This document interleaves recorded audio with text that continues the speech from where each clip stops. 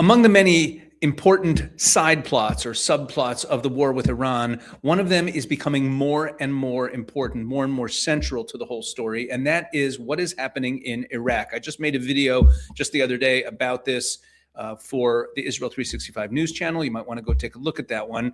But in this video, I want to go through some of the recent headlines we're seeing out of Iraq, and we'll understand very clearly that this is becoming a central story and could have massive implications for regional relations after the dust settles on this war. So let's get right to all of this, okay? So here's a few headlines just in the last few days. This is from the Palestine Chronicle. So this is a news outlet that is aligned with Palestinian nationalist interests, with the Palestinian Authority, the enemies of Israel.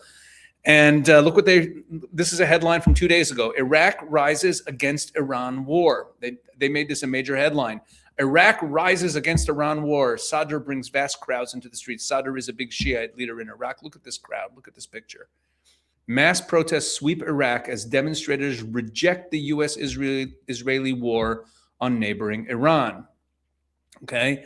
Large numbers of Iraqis gathered in Baghdad and several provinces on Saturday, that's just 2 days ago, in demonstrations rejecting the ongoing U.S.-Israeli war in Iran, responding to a call by prominent cleric and political leader Muqtada al-Sadr. According to Al-Mayadeen is an Arabic language news outlet. I think it's based in Lebanon, and it's aligned with the Iranian regime's what they call their axis of resistance, Hezbollah, Hamas.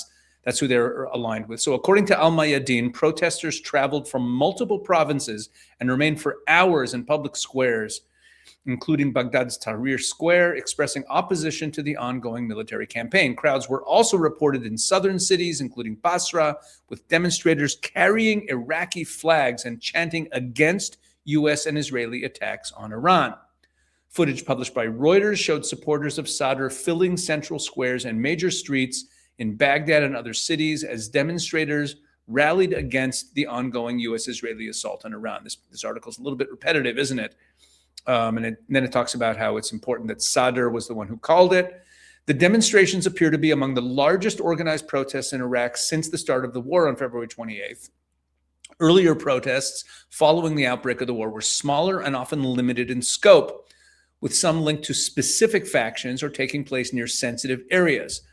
By contrast, Saturday's protest grew extensive participation from multiple cities and provinces, reflecting a broader and more coordinated mobilization. Regional coverage, including Iranian outlets such as Tasnim, which is the IRGC's news outlet, and Press TV, described the demonstrations as large-scale expressions of solidarity with Iran, opposition to U.S. military presence, and opposition to U.S. military presence in the region. Okay, so that's the gist of this, and it's also interesting that it's coming from the Palestine Chronicle. One of the dynamics we need to keep our eye on is the way in which the Palestinian issue has been caught between between the different factions here, because they've been supported heavily by Qatar, who's being attacked by Iran. They've been supported by other Arab states who are being attacked by Iran, but they are also, of course, supported by Iran. And where they're lining up politically, this seems to be an indication that they're lining up on the Iran side, which could get interesting. We also see this report, Eyal Yacobi put this up, breaking hundreds of Iraqi convoys have gone into Iran to help the regime survive.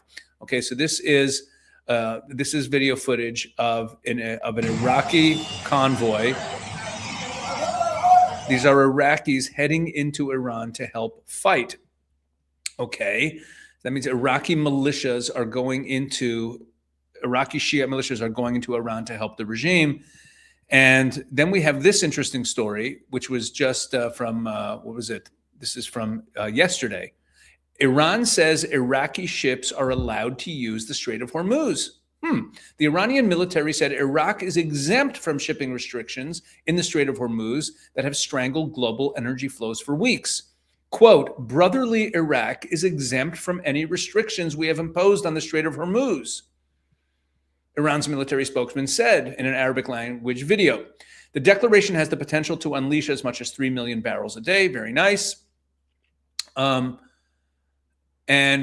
they call Iraq brotherly Iraq. The Iranian statement distinguished brotherly Iraq from hostile states that Tehran has repeatedly said the strait is closed to. Speaking in Arabic rather than Iran's native Persian, the military spokesman thanked the Iraqi people for their support since the war began. The two neighbors have close ties, thanks in part to their majority Shia Muslim populations. Iraqi militias form a key node in Iran's network of regional proxies opposed to the US and Israel. And Baghdad also relies on Tehran for supplies of natural gas. Fascinating. So the Iraqis are now allowed to use the Strait of Hormuz because they are brotherly and the Iraqi people are supporting the Iranian regime. We have Iraqi militias going into Iran to fight. We have these massive demonstrations. Now, a few days ago, we have this headline in MBN. This is another Middle Eastern news outlet. I believe it's actually funded by the Americans. Militia drones from Iraq threaten new Gulf crisis. The Iraqi government fears that its relationship with the Gulf Cooperation Council, the Gulf states, could enter a phase of isolation, similar to what happened after Iraq's invasion of Kuwait in 1990, as cross-border attacks carried out by Iraqi armed factions linked to Iran escalate. Signs of crisis are emerging between Baghdad and Gulf capitals. Not surprising, which they're going to have militias from Iraq fighting for the Iranians because the Gulf capitals are being targeted by Iran. On March 25th, GCC countries and Jordan, so the Gulf countries and Jordan, issued a joint statement. I think it was 6 nations together, calling on the Iraqi government to take action against attacks launched by pro-Iran factions from Iraqi territory. The countries that signed the statement threatened escalation and noted that their appeal to the Iraqi government comes in order to preserve fraternal relations. Notice Iran calls Iraq a brotherly nation, and now they're calling them fraternal relations. Here's the dynamic. Iraq is majority Shiite. It's one of only 4 majority Shiite countries in the world. Iran is majority Shiite, of course. Well, officially it is. Most Iranians, from numbers we're seeing, have rejected Islam. But let's say Iran is a majority Shiite nation, biggest one, obviously. And then you have Bahrain, which is majority Shiite, but it is governed by Sunnis. So it's not really, it doesn't function as a Shiite state. Azerbaijan is majority Shiite, but it's mainly secular and it's not Arab. Okay, Iraq is an Arab state like the Gulf states, unlike Iran, but it's a majority Shiite state and it's run by Shiites.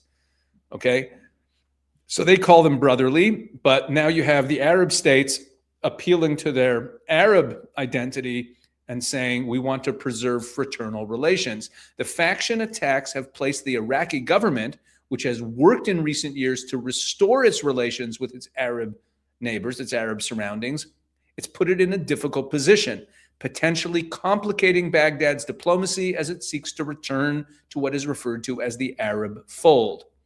According to an Iraqi diplomatic source who spoke to Al-Hura, that's this news outlet, alhura.com or MBN, signals have reached Baghdad from Saudi Arabia indicating tighter measures against Iraqis wishing to enter the kingdom and reduced engagement due to what was described as extensive influence of armed factions within state institutions.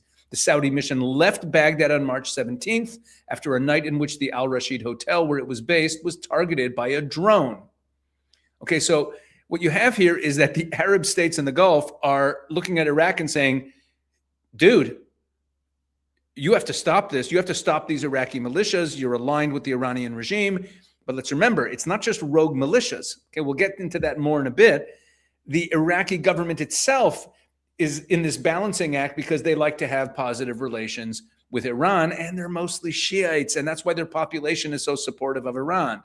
We also have this headline from a few days ago. A worker for a U.S. defense contractor was killed in Iraq as colleagues say they are pressured to stay. It's a very interesting article in The Guardian about these U.S. military contractors who have these massive contracts supplying all kinds of equipment to the Iraqi army, and they want their workers to remain there because they don't want to lose the contract, but the workers are are under threat, and one of them got killed. He wasn't an American. There's people from other countries there. Okay, and let me just say yet again, go over to the Israel 365 News YouTube channel. Make sure to get all the content there, and you definitely want to see this video on Iraq. It's the most recent video. We posted it yesterday, and go into the playlist section. Find the playlist called Israel, the Rise of a Regional Superpower. 6 short videos that really give you an overview of how Israel's position in the world, in the Middle East, has changed so dramatically since October 7th. So go ahead and do that. Israel 365 News YouTube channel. Go subscribe and follow all the rest of my content there. Okay.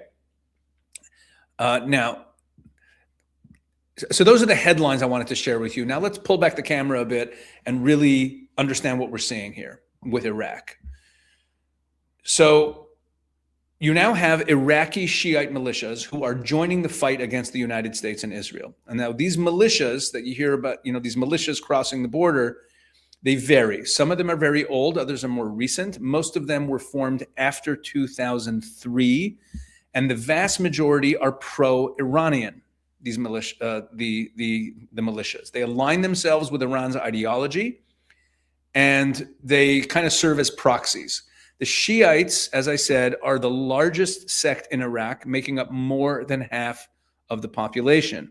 And that is a big reason why Iran has such influence with these militias and with the people of Iraq. So you can see this in the public demonstrations that we just saw, with crowds waving flags and expressing support for the regime. And in other footage, you can see school children who are, who are arriving by bus to take part in these big demonstrations.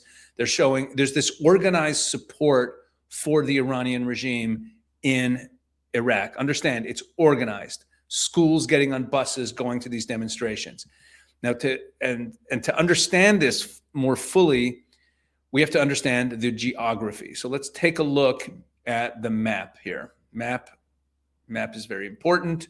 Map, and let's make it bigger so that you can see better. Here we go. Good. Okay, so there's the map. Now, what you see there is that Iraq sits directly next to Iran, and it borders multiple countries across the region. And like I said, it's one of only 4 states in the world with a Shiite majority, and it's sort of unique because it's an Arab country with a Shiite majority, and it's now become one of the main areas from which attacks on U.S. positions are being launched. But not just on U.S. positions, they're launching at all different targets in the area. They're launching drones and missiles. They're targeting American forces.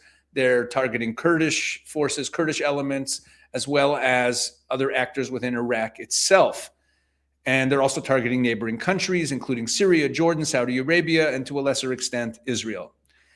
And we're also seeing the reports and images of, as I showed you, of these militia fighters going from Iraq into Iran to help the Iranian regime on the ground. So they're launching stuff from Iraq. They're launching drones and missiles from Iraq. They're also internally attacking American positions in Iraq, but they're also crossing the border into Iran. And but they've been doing this since even before the war. They came over to help with the suppression of the protests. Iraqi militias played a central role in the slaughter of protesters back in January. They've also targeted the American embassy in Baghdad, and they've launched and drones, like I said, out of American positions. Now, to understand how the militias operate, it's important to look at the structure of the militias that brings them together. So there's a structure, there's kind of umbrella organization of all the different Iraqi militias, and it's known as the Popular Mobilization Forces, or the PMF. That's what we'll call it now, the PMF. The PMF was established in 2014 after ISIS, this is during the heyday of ISIS had captured large parts of Iraq. And remember, ISIS was Sunni. So the PMF was created following a religious ruling by this Shiite Ayatollah Ali al-Sistani, and he called on Shiite volunteers to defend the country against ISIS. You following? You have a Shiite leader calls on volunteers and forming these some of the militias had already been formed, some of them were formed, but this umbrella organization, so they'll all join together to fight against ISIS. Now, at the time, it functioned as a mobilization framework for local militias, and it played a major role in the fight against ISIS alongside the Americans. But over time, many of the most powerful groups within the PMF became much more closely aligned with the Iranian regime in Tehran. And today, here's the weird situation, and it's dangerous. The PMF is officially part of the Iraqi state, okay? It's recognized as part of the country's security apparatus. It's similar to the Lebanon situation where you have Hezbollah there, who's not officially part of the state, but they're a party in the government, and they kind of function somewhat as the Lebanese military, and that's why the Lebanese army is so weak, because you have Hezbollah there. But this is even more. This is more official. The PMF is officially part of the Iraqi state, because when they were putting Iraq together after the fall of Saddam and the defeat of ISIS and all this stuff, it was much easier to bring these militias in to to the security apparatus and give them sort of semi-independence within the security apparatus than to try to disarm them. It wouldn't work. So the PMF is the umbrella organization of all these Shiite militias. But they're also part of the state. It's recognized, the PMF is recognized as part of Iraq's security apparatus. It's funded through the Iraqi government budget. Okay, you tracking with me? The PMF is funded by the Iraqi government. At the same time, several of its most dominant factions maintain independent chains of command going all the way back to Tehran. They answer to the regime in Tehran. It's a totally messed up situation. You have Iraqi militias that are paid by the Iraqi government, okay, but take orders in Tehran. So the result is a system where you have a state structure with groups within it pursuing a different country's goal. And obviously, that has a lot of impact on the chaos in Iraq. Now, the Iraqi government doesn't really have the ability to restrain these militias, even where they might have the political will, which is questionable. The current prime minister is himself a Shiite. Even where they have political will, the capacity to enforce anything is weak, similar to Lebanon. In practice, these militias are determining their own operational decisions, and they are dragging Iraq into this war. There's also an additional layer of this, okay? This is really important. It has to do with the American involvement. The United States is deeply involved in Iraq. I showed you that news item about the military contractors there. American forces are still deployed in the country. The United States has bases there. The U.S. continues to provide training and equipment and operational support to Iraqi security forces. Are you following this? To people in the PMF. And this relationship goes back to the fight against ISIS. Right? The United States supported these militias that are now included in the PMF as part of the effort to defeat ISIS. And that support continues today. On the civilian side also, the U.S. assistance to Iraq includes economic and humanitarian aid. And, it's a few $100 million annually that the U.S. is giving. In 2023 alone, the United States provided around $150 million in economic development assistance and over $100 million in humanitarian support to Iraq. On the military side, the U.S. continues to fund training and equipping programs for Iraqi security forces. Hundreds of millions of dollars are put to this. Is the picture becoming clear? The U.S. is actually funding these militias that are now going to Iran to fight against the Americans. Okay, now beyond direct assistance, Iraq's oil revenues, the main source of government income, its oil revenues are processed through accounts connected to the U.S. financial system. Okay, so Washington actually has oversight over the flow of money to Iraq. So the overall picture is pretty messed up. The United States has a military presence in Iraq. It supports the Iraqi security forces. It provides economic and humanitarian aid.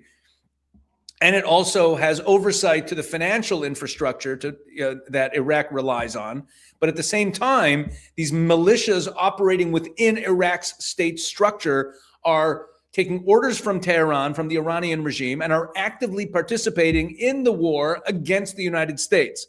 These two realities are existing side by side, and they're playing out in real time as this war continues to expand. So that is the messed up situation in Iraq. People need to know about this, especially if you're an American and you're like, what on earth, where are our dollars going? You know, people complain about money going to Israel. My God, you're spending hundreds of millions of dollars on a country that is literally at war with the United States right now. And you know, if you bring in all the issues that I raised about the Gulf states and the Saudis and the Jordanians waving their finger at the Iraqis, Iraq is now like, you know, they're kind of stuck because their population is overwhelmingly supportive of Tehran. The militias that are part of their structure support Tehran. The current prime minister is a Shiite. He's always playing this double game, but he's been proud of the fact that he's brought warmer relations between Baghdad and Tehran. And meanwhile, they're supposedly in the American orbit. And what's going to happen when the dust settles on this war? What's going to happen if the Iranian regime falls? As you see, they're worried about isolation. They should be worried about isolation. How do you think the Gulf states and the Saudis and all the other Arab Sunni countries are going to look at Iraq if they fought alongside, if they supported the Iraqi people who are these Shiites were supporting the Tehran regime? They're going to be very diplomatically isolated. It's going to make life very difficult for them. They're still strategically important because of their place on the map. They still have some assets, but they're not doing great. And the same goes for the Palestinians. As I mentioned, the Palestinians have been really taking the side of Iran in a lot of their messaging.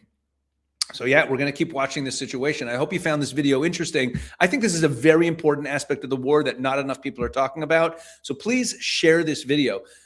Just tell people about what we're doing on this channel. I'm trying to keep you as informed as possible about everything going on in this war. So stay tuned for more. God bless.